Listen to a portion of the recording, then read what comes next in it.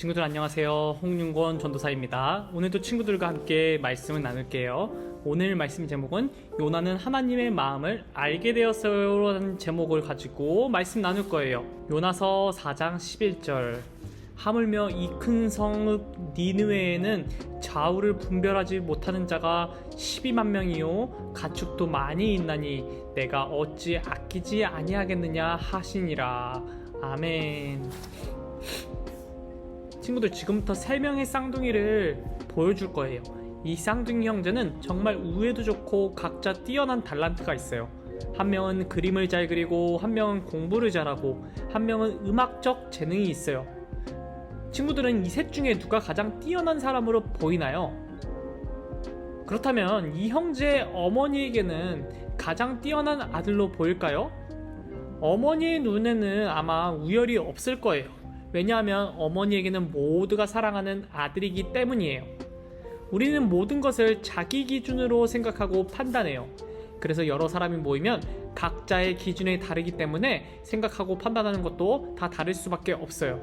예를 들어 야구를 매우 좋아하는 사람이 평소 동경하는 선수의 사인볼을 받았어요. 이 사람에게 사인볼을 보물처럼 귀중한 것이어가지고요, 가장 안전한 장소에다가 전시를 해두었어요. 그런데 야구를 좋아하지 않는 다른 사람이 사인볼을 아끼는 사람의 마음을 무시한 채 자신의 생각만으로 가치 없다 여기고 사인볼을 버린다면 상대방을 무시하는 행동이 될 거예요. 성경은 우리를 하나님의 사람이라고 해요. 그리고 하나님의 사람으로서 이 땅의 기준이 아니라 하나님의 기준으로 살아가라고 이야기해요. 이 말은 우리가 이 세상을 살아갈 때 세상 사람들이 옳다 생각하는 기준이 아닌 하나님이 옳다고 여기는 기준으로 살아가야 한다는 뜻이에요.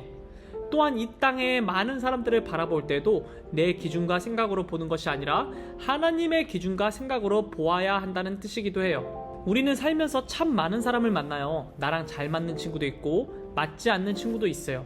항상 웃고 다니는 친구도 있고 항상 얼굴이 찌푸리는 친구들도 있어요. 그리고 그들 중에는 내가 정말 소중히 생각하는 사람도 있어요. 친구들, 그렇다면 하나님은 어떤 사람을 소중하게 생각하실까요? 이 질문에 대한 답이 바로 하나님 말씀에 나와 있어요. 오늘 요나서 4장 9절 10절의 말씀을 통해 우리에게 이렇게 말씀하시거든요. 한번 읽어볼게요. 하나님은 모든 사람을 소중히 여기심을 알라. 북왕국 이스라엘을 자주 침략하여 괴롭히는 강대국 아수르라는 나라가 있었어요. 북왕국 이스라엘 사람들은 계속해서 자기들을 약탈하고 힘들게 하는 아수르가 하나님의 심판을 받아 무너지길 원했어요. 그러다 어느 날 하나님이 말씀이 요나에게 임합니다. 너는 저 아수르 큰 성 니느웨로 가서 그 성이 멸망할 것이라고 외쳐라. 그들의 죄가 내 앞에 너무나 크기 때문이다. 하나님은 니느웨에 가득한 죄악 때문에 요나를 보내 멸망을 선포하게 하셨어요. 하지만 요나는 죄를 심판하시겠다는 하나님의 선포를 듣고 니느웨 사람들에게 죄에서 돌이키는 것을 원하지 않았어요. 자기들을 괴롭혀서 멸망하기를 바랬던 니느웨 사람들이 구원을 받는 것이 싫었기 때문이에요. 그래서 요나는 하나님의 말씀을 따르지 않고 오히려 니느웨와 반대쪽인 다시스로 가는 배를 탔습니다. 하나님이 요나를 깨닫게 하시려고 바다에 거대한 폭풍을 보내셔서 엄청나게 큰 파도가 일어났어요. 배가 파도에 부딪힐 때마다 당장이라도 배가 부서질 것 같았어요. 배에 타고 있던 사람들은 겁에 질려 각자 자기들에게 모시는 신들에게 도움을 청하며 빌기 시작합니다. 그때 배 아래쪽에 잠을 자고 있던 요나에게 선장이 와서 말합니다. 어서 일어나서 당신의 신에게 기도하시오. 당신의 신이 우리를 구해줄 수 있지 않겠소? 요나는 자신 때문에 하나님의 폭풍을 보내신 것을 깨닫고 그들에게 말했어요. 여러분, 제가 하나님 말씀에 순종하지 않았기 때문에 폭풍이 일어난 것입니다. 저를 바다에 던지세요. 그러면 폭풍이 멈출 것입니다. 사람들이 요나를 들어 바다로 던지자 그 즉시 바다가 잠잠해졌어요. 그때 하나님이 커다란 물고기를 보내셔서 요나를 집어삼키게 하셨어요. 요나는 사흘 밤낮 물고기 뱃속에 있었습니다. 물고기 뱃속에서 요나는 자신의 생명을 살려주신 하나님께 감사하며 하나님 말씀에 순종하겠다고 기도합니다. 시간이 흘러 물고기가 요나를 육지에 뱉어내자마자 요나는 하나님 말씀에 순종하여 니느웨를 향해 즉시 나아가서 하나님 말씀을 전했어요.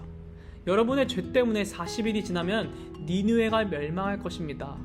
니느웨 사람들은 요나가 전한 하나님의 말씀을 믿었어요. 그들은 도성 전체에 금식을 선포하였고 자신들의 죄를 회개하기 시작했어요. 심지어 니느웨 왕까지도 하나님께 회개했어요. 하나님은 니느웨 사람들이 죄에서 돌이키는 모습을 보시고 그들을 용서하십니다. 그 모습을 지켜본 요나는 니느웨 사람들이 용서하신 하나님께 화를 냈습니다. 하나님, 제가 이럴 줄 알았습니다.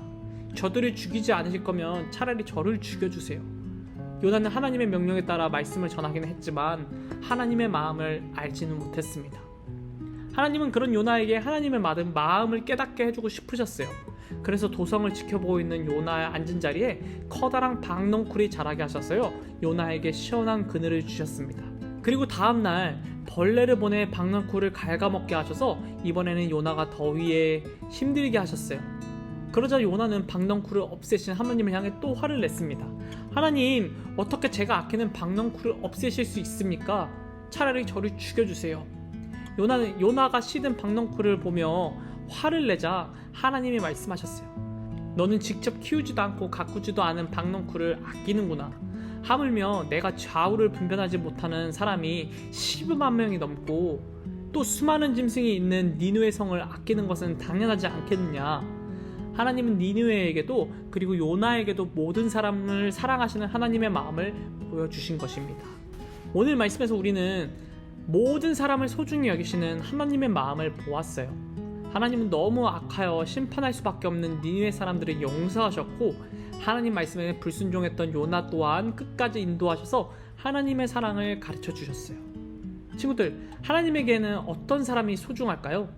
우리가 오늘 말씀을 통해 살펴본 것처럼 하나님은 어떤 특별한 사람이 아니라 모든 사람을 사랑하시고 소중하게 생각하세요.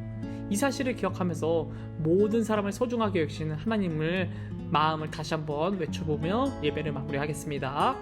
하나님은 모든 사람을 소중히 여기심을 알라. 전도사님이 기도하고 예배 마무리할게요.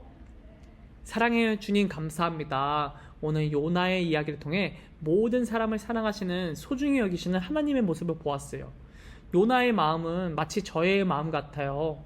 나에게 불공평한 것은 싫어하고 또 나에게 해가 되는 것을 싫어하면서 하나님의 마음을 제가 헤아리지 못하고 알지 못했던 것들도 있음을 고백해요. 하나님, 모든 사람을 소중히 여기시는 하나님을 기억하면서 예수님의 십자가의 죽음으로 내가 구원받았듯이 모든 사람을 구원하실 계획이 있으심을 알아요.